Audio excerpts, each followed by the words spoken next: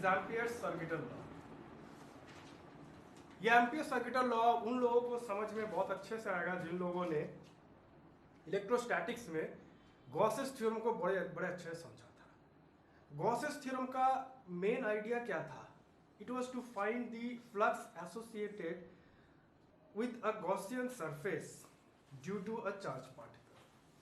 अगर इसमें जब समझने की कोशिश करोगे तो वहाँ पे एक चार्ज पार्टिकल रख दिया जाता था। It had to be a positive charge और अ नेगेटिव चार्ज, बिकॉज दोनों अगर रहेगा तो पॉजिटिव से निकल के नेगेटिव में खत्म हो जाएगा और net enclosed charge will be zero. अच्छे से याद करो गॉसियन सरफेस क्या होता था। वहाँ पे गॉसियन सरफेस हम लोग को इमेजिन करना पड़ता था और उसके भीतर एक चार्ज रहते थे हम लोग, उससे कितना सारा मैग्नेटिक फील्ड लाइंस निकलते थे, उसी के कैलकुलेशन को हम लोग करते थे, इलेक्ट्रिक फ्लक्स निकल के आ जाता था वहाँ पे। सेम मेथड पे ही एम्पियर नाम के जो साइंटिस्ट हैं उन्होंने भी मैग्नेटिक फील्ड में ये चीज़ लगाया। अब जरा इसको भी समझ लो कि जब हम लोग एक जगह पे इलेक्ट्रिक फील्ड, इलेक्ट्रिक चार्ज कहीं पे अगर रखते हैं तो इससे इलेक्ट्रिक फील्ड जो निकलता है वो 3 डायमेंशनली निकलता है हर जगह। पूरा यहाँ से निकलेगा एकदम 3 डायमेंशनली। अब अगर यहाँ पे इमेजिन करो, यहाँ पे अगर एक करंट एलिमेंट है, इमेजिन करो यहाँ से यहाँ पे एक वायर है जिसमें कि करंट जा रहा है, इसके कारण अगर मैग्नेटिक फील्ड निकलेगा तो वो 2 डायमेंशन निकलेगा, गोल गोल ऐसे करके कॉन्सेंट्रिक सर्कल्स, वो 2 डायमेंशनल निकलेगा। लेकिन अगर एक चार्ज रख दो उसके बदले तो वो इलेक्ट्रिक फील्ड जो निकालेगा वो 3 डायमेंशनल निकालेगा चारों तरफ। इसीलिए गॉस ने 3 डायमेंशनल गॉसियन सरफेस को इमेजिन किया था। But in this case magnetic field is in 2 dimension. जब 2 डायमेंशन में ये मैग्नेटिक फील्ड एग्जिस्ट कर रहा है तो इसके लिए हम लोग को 3 डायमेंशनल एम्पीरियल लूप या एम्पीरियल सरफेस इमेजिन करने की जरूरत नहीं है। चूंकि मैग्नेटिक फील्ड 2 डायमेंशनल ही बन रहा है सिर्फ यहाँ पे, तो we need only a 2 dimensional figure.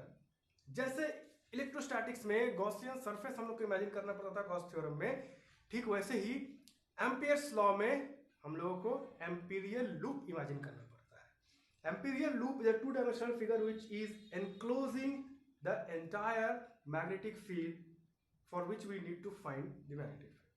अब इसको जरा समझना है, एकदम हूबहू एप्लीकेशन उसका सेम है, सब कुछ सेम है, इसका बस फॉर्मूला अलग रहता है, बाकी पूरा कॉन्सेप्ट सेम है। जैसे कि गॉस थ्योरम का इस्तेमाल हम लोग करते थे इलेक्ट्रिक फ्लक्स कैलकुलेट करने के लिए एट अ पॉइंट पी, तो उसी पॉइंट पे मान लो यहाँ पे ये चार्ज है पार्टिकल, इस चार्ज पार्टिकल के कारण यहाँ पे इलेक्ट्रिक फील्ड क्या वो भी निकाल सकते हैं, फ्लक्स क्या वो भी निकाल सकते हैं। इसके लिए हम लोग क्या करना पड़ता है, एक गॉसियन सरफेस इमेजिन करना पड़ता है which has to be a 3 dimensional figure, और वो फिगर तो उसी पॉइंट से होकर गुजरना चाहिए।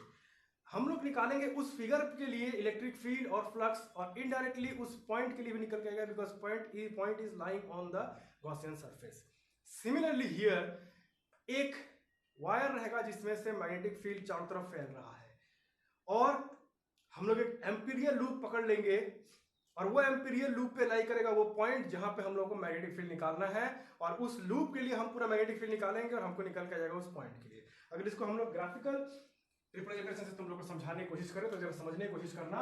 इमेजिन कर लो इलेक्ट्रोस्टैटिक्स में हम लोग क्या करते थे कि इलेक्ट्रोस्टैटिक्स में let this be a positively charge, positive charge, तो ये पॉजिटिव चार्ज से 3 डायमेंशनली इलेक्ट्रिक फील्ड लाइंस या इलेक्ट्रिक फील्ड्स निकलते थे 3 डायमेंशनली, आगे पीछे दाएं बाएं चारों तरफ निकल रहा है। इसके लिए हम लोगों को एक गॉसियन सरफेस जो इमेजिन करना पड़ता था, this has to be a 3 dimensional figure. और ये क्यों इमेजिन करते थे, कितना दूर तक कितना बड़ा हो सकता है ये, तो द आंसर इज, मान लो यहां पे हम लोगों को पॉइंट पी पे इलेक्ट्रिक फील्ड या फ्लक्स निकालना है due to this charge particle, तो हम लोग का गॉसियन सरफेस इससे होकर गुजरना पड़ेगा। हम लोग इस गॉसियन सरफेस के लिए निकालेंगे इलेक्ट्रिक फील्ड और इनडायरेक्टली इसके लिए भी निकल के आ जाएगा बिकॉज चारों तरफ इलेक्ट्रिक फील्ड पूरी तरीके से सेम रहेगा। सिमिलरली इन मैग्नेटिक फील्ड एक करंट कैरिंग कंडक्टर पकड़ लेते हैं हम लोग। इस करंट कैरिंग कंडक्टर के लिए इमेजिन कर लो हम लोग यहाँ पे मैग्नेटिक फील्ड निकालना चाहते हैं। हमको मालूम है यहाँ पे मैग्नेटिक फील्ड कैसा होगा, 2 डायमेंशनली ऐसे कॉन्सेंट्रिक सर्कल्स बनाते हुए आएगा, ये रहा।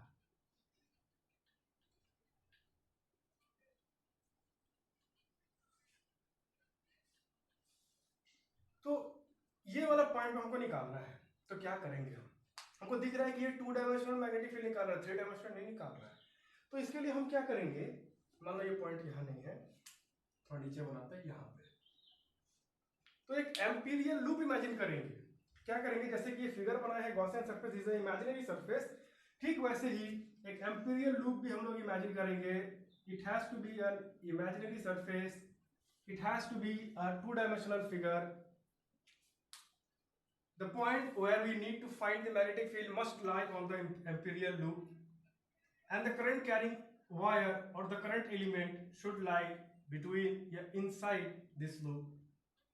और जो फॉर्मूला हम लोग फॉलो करेंगे वो हो जाएगा close integral B dot dl is equal to mu naught I, जबकि इसमें हम लोग का फॉर्मूला कुछ और ही लगता था। That was close integral E dot ds is equal to q by epsilon naught। हम लोग का ये वाला इस्तेमाल होता था। यहाँ पे लिख देते हैं, किसी को अगर रिकॉल आ जाए तो बढ़िया है। यहाँ जाता close integral E dot ds is equal to q by epsilon naught। यहाँ समझने की कोशिश करो। Close integral electric field, magnetic field, surface integral, ये सरफेस छोटा सा सरफेस है जिसको हम लोग इंटीग्रेट करेंगे। एकदम छोटा सा सरफेस एरिया है क्योंकि 3-dimensional इसलिए सरफेस, 2-dimensional इसलिए छोटा सा length. Epsilon not that is permittivity, permeability. हम लोग को मालूम है परमिटिविटी हमेशा रिवर्स में रहता है, यानी उल्टा रहता है। परमिटिविटी हमेशा रिवर्स में रहता है, परमिएबिलिटी हमेशा डायरेक्टली प्रोपोर्शनल रहता है। चार्ज हम लोग यहाँ पे इलेक्ट्रिक फील्ड निकाल रहा है, करंट एलिमेंट हम लोग का यहाँ पे मैग्नेटिक फील्ड निकाल रहा है। हूबहू सिमिलर है ये उसका मेथड, निकालना भी इसके जैसा ही है पूरा का पूरा। तो अगर सबको जब हम करवा रहे थे इलेक्ट्रोस्टैटिक्स तभी तुम लोग को बोले थे कि ये जो गॉस थ्योरम इसको बहुत अच्छे से करना, बिकॉज जिससे रिलेटेड आएगा हम लोग का, ये वही दिन है जब आ गया। तो this is Amperian loop and this is Ampere's law. इसकी मदद से हम लोग निकाल सकते हैं कहीं पर भी मैग्नेटिक फील्ड। तो जैसा कि इलेक्ट्रोस्टैटिक्स में गॉस का ये वाला लॉ पढ़ने से पहले हम लोग ट्रेडिशनल मेथड से इलेक्ट्रिक फील्ड निकाले पहले, हर एक पॉइंट के लिए याद करो वो सारी चीजें, और तरह तरह के चार्जेस लिए हम लोग, और उसका ट्रेडिशनल मेथड से यानी इंटीग्रेशन डिफरेंशिएशन इस्तेमाल करके हम लोगों ने electric field at a point निकाला। फिर जैसे ये आया तो उन्हीं सभी चीजों का इलेक्ट्रिक फील्ड हम लोगों ने निकाला यूजिंग दिस फॉर्मूला। ठीक वैसे ही बायो-सैवर्ट्स लॉ का इस्तेमाल करके अभी अभी हम लोगों ने सारे फिगर्स का magnetic field at a point निकाल दिए। अब हम लोग एम्पीरियल लूप, हमारे पास जो शॉर्टकट है इसका इस्तेमाल करेंगे और कुछ सारे करंट निकालेंगे, कुछ फिगर्स का शॉर्टकट तरीके से निकाल के दिखाएंगे कैसे ये वाला मारते हैं तो तुरंत हम लोग फटाक से निकल के आ जाता है मैग्नेटिक फील्ड। यानी इतने लंबे लंबे डेरिवेशन और इतने भयानक फॉर्मूले की हमें जरूरत नहीं है। वो हमको वो वाले फॉर्मूले कहाँ से आए थे? बायो-सैवर्ट्स लॉ से आया था। तो बायो-सैवर्ट्स लॉ भी हम लोग को सब कुछ देता है। Biot Savart's law is in fact more potent, यानी बहुत अच्छे से हम लोग को सब कुछ देता है, डिटेल में दे सकता है। It is very complicated one but it is potent one, वो बहुत अच्छे से हम लोग काम करता है। Amperian loop does that same thing in a very simpler way, बस हम लोग को इसको इस्तेमाल करना आना चाहिए। So this is the similarity between the Gaussian surface and the Amperian loop और Gauss's theorem and Ampere's circuital law. इसका नाम है एम्पियर्स सर्किटल लॉ। तो एम्पियर्स सर्किटल लॉ को हम लोग बोल सकते हैं कि the magnetic field associated with a current carrying conductor at a point P is close integral B dot dl and mu naught times the current passing through the conductor। इस तरीके से हम लोग इस लॉ को बना सकते हैं। Mathematical formula is main, law अपने भाषा में बना ही सकते हो। सो अब इसको हम लोग कैसे इस्तेमाल करेंगे? एक चीज याद रखना, यहाँ पे जो हम लोग इस्तेमाल करते हैं भाषा वो है current threading through the loop. Current threading through the loop का मतलब क्या हुआ? यहाँ पे अगर एक पॉजिटिव चार्ज रख दिए और यहाँ पे एक नेगेटिव चार्ज रख दिए तो यहाँ से सारे के सारे इलेक्ट्रिक फील्ड निकलते थे और इसी में घुस जाते थे। वो निकले और घुसे, कोई मैटर नहीं है। बट नेट चार्ज जीरो होता था। Equal positive and equal negative charge यानी close by the Gaussian surface zero निकल के आता था, जिसके कारण पूरा का पूरा इलेक्ट्रिक फील्ड भी यहाँ पे जीरो निकल के आता था। सिमिलरली अगर करंट इस डायरेक्शन में निकल रहा है, एक करंट आई इस डायरेक्शन में जा रहा है और इसे घुमा के वापस इसी में डाल दिए, तो यानी करंट आई इधर जा रहा है, करंट आई वापस इसी में थ्रेड कर दे रहा है, तो नेट करंट यहाँ पे जीरो हो जा रहा है। तो this means I means net current threading through this loop. ये बात याद रखना, वो बहुत सिमिलरिटी रखता है। अगर सब कोई मास्टर कर लिए हो गॉसियन सरफेस या गॉस लॉ, तो ये भी तुम लोग काफी आसानी होगा। बिल्कुल उसी का वर्जन है ये मैग्नेटिक की दुनिया में। तो this is all about ampere circuital law, और ये एम्पियर सर्किटल लॉ की मदद से हम लोग कुछ डेरिवेशन करेंगे जिससे कि हम लोग को समझ में आ जाएगा कि और क्या क्या किस तरह से इसको अप्लाई कर सकते हैं और किस तरह से कितनी आसानी से हम लोग फॉर्मूला यहाँ पे निकाल सकते हैं। तो वो सब भी हम लोग देखेंगे। फिलहाल ये रहा हमारा ampere circuital law. Ampere circuital law या एम्पियर्स लॉ हम लोग को क्या बना के देता है, किस चीज़ें मदद करता है? तो द एम्पियर सर्किटल लॉ या the Ampere's law helps us to find magnetic field, the value of magnetic field at any point due to a current carrying conductor। कोई भी करंट कैरिंग कंडक्टर है, उस कंडक्टर के कारण किसी भी point पे मैग्नेटिक फील्ड क्या है वो हम निकाल सकते हैं। तो बायो-सावर्ट्स लॉ की क्या गलती है, वो क्या करता था? बायो-सावर्ट्स लॉ भी एग्जैक्टली यही चीज़ निकाल के देता है।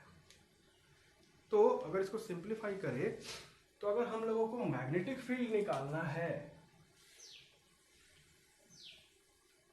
to find magnetic field at a point due to current carrying conductor, हमारे पास दो तरीका है। एक तरीका है हम लोगों का bio-Savart's law,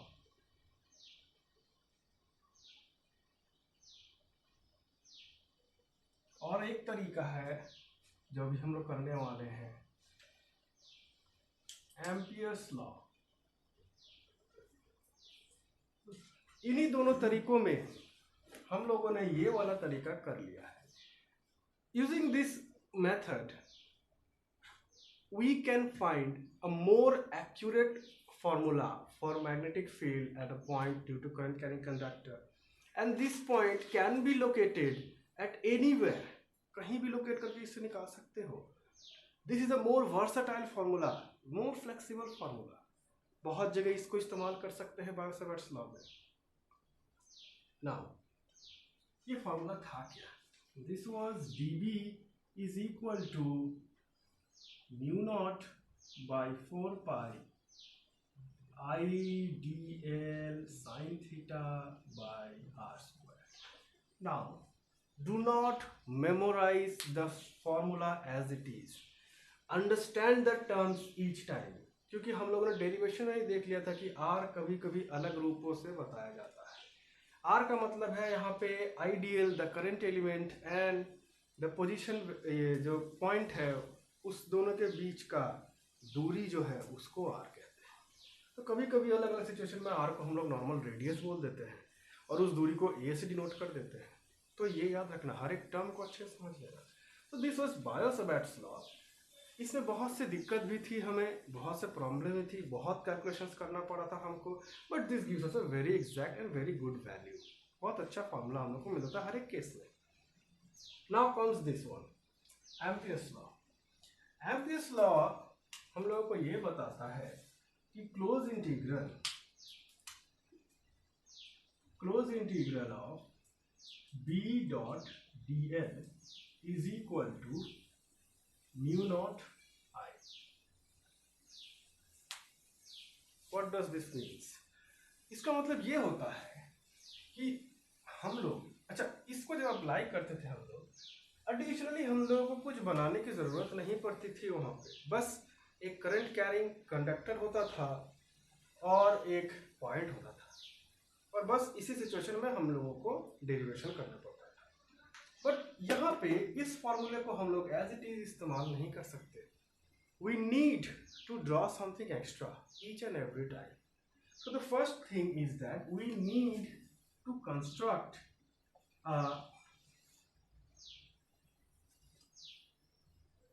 an amperial loop.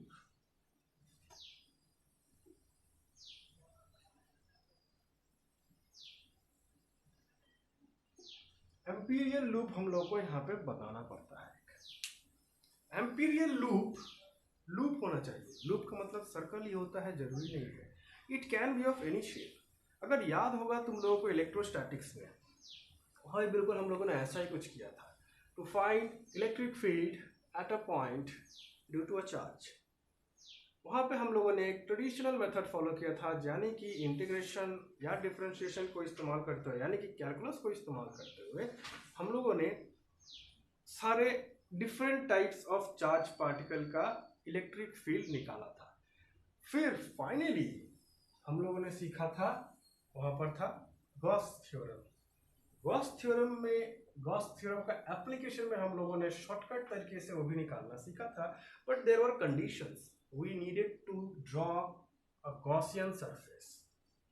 Gaussian surface जैसे ही बनाते थे उसके भी अपने नियम थे। गॉसियन सरफेस 3 डायमेंशन होना चाहिए था, सिमेट्री फॉलो करना चाहिए था। मैक्सिमम नियम उसी से मैच करता है। यहाँ पर एक तरीके से कह सकते हो कि एम्पियर्स लॉ और गॉसियन सरफेस या गॉसियन लॉ या गॉसियन थ्योरम में ज़्यादा कुछ फर्क नहीं है। वो 3 डायमेंशनल है, ये 2 डायमेंशनल है। वो इलेक्ट्रिक फील्ड निकाल के देता है, ये मैग्नेटिक फील्ड निकाल के देता है। यही बेसिक डिफरेंस है और मैक्सिमम चीज़ें सेम है। तो सबसे पहले हम लोग को एक एम्पीरियल लूप कंस्ट्रक्ट करना पड़ेगा। दिस लूप कोई भी शेप का हो सकता है, बस ये ध्यान में रखना एकदम कि it should follow a symmetry to the extent which we can allow. अब ये सिमेट्री क्या होता है? सिमेट्री किसके बीच होना चाहिए? तो सिमेट्री हम लोग को देखना पड़ेगा बी और डीएल के बीच, मैग्नेटिक फील्ड और डीएल, यानी छोटा सा एक एलिमेंट तोड़ देंगे उसके बीच। ये जो बी डॉट डीएल है, साफ साफ दिख रहा है यहाँ पे बी डॉट डीएल, यानी अगर इसको हम लोग ओपन कर दे, इसको हम लोग लिख सकते हैं यहाँ पे close integral B D L cos theta is equal to mu naught R. तो ये कॉस थीटा में थीटा जो है, the theta is the angle between magnetic field and the small length DL, जो हम लोग काट लेंगे, कंसिडर कर लेंगे एम्पीरियल लूप से। अब इसको कैसे अप्लाई करेंगे और भी क्या क्या लॉ है, वो सारी चीज़ें हम तुमको समझाएंगे एक एक डेरिवेशन करके। तो पहले देख लो, हम लोग एक एम्पीरियल लूप बनाना पड़ेगा। और एक चीज़ क्या ध्यान देना पड़ेगा कि should be symmetrical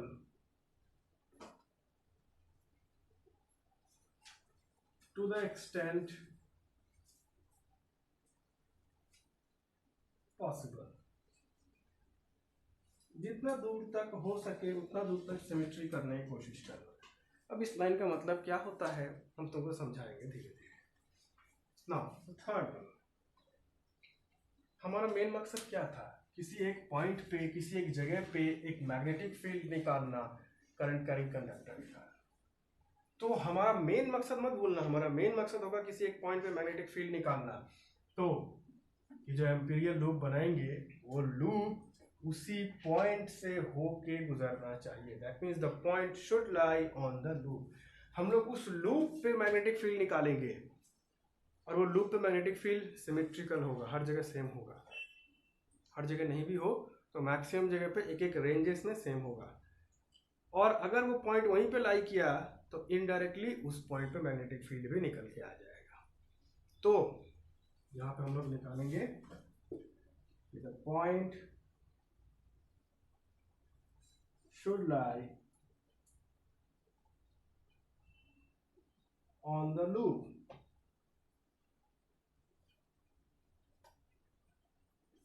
The point should lie on the loop। Now these are the basic things। अब आगे चलो एक एग्जांपल लेते हैं और उससे हम लोग देखते हैं।